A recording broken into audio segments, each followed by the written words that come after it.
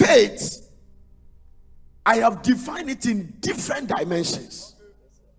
It's an expression of confidence in God and His word. It's a vital link between God and man. It's a force that connects the human with God, or the visible with the invisible. But another one is faith. It's when you commit God's integrity to perform. Faith is when you commit God's integrity to do what? To perform. There are two things you must understand about faith. The first one is what I mentioned, that is God's integrity.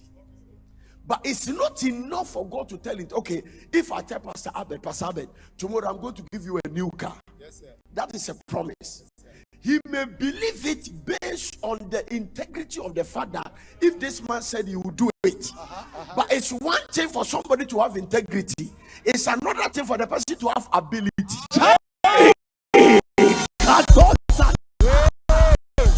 So it's one thing for me to promise you something. It's another thing for me to have the ability to do it.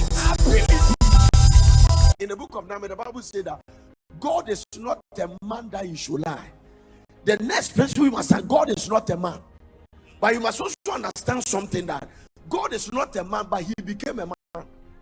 Okay, sir. He is not a man, but he became a man. So God is not a man. Me and you, we are men, but God is not a man. He only became what? A man. Now watch this.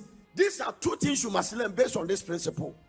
God is not only a God that promises and cannot fail, because he's not a man that he should lie. That means that I can depend on his integrity.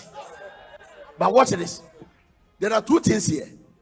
The integrity is not enough. Do you believe God has ability to do it? The ability. Because I can promise you something, and maybe by the time I promise I'm going to do it, something has happened to my finances, I couldn't do it. But can something happen to God's finances? Hey! Abraham, your descendants are going to be slaves for 400 years. And I'm going to bring them out of slavery. Abraham depended on God's integrity. That integrity means that he also went there and brought them out. But when you come to the Red Sea, then you need his ability. Hey!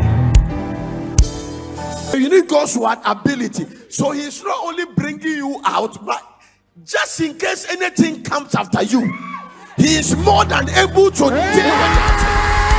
So this night, anything that has come after you, anything that is trying to come after you, God is able to deal with that thing.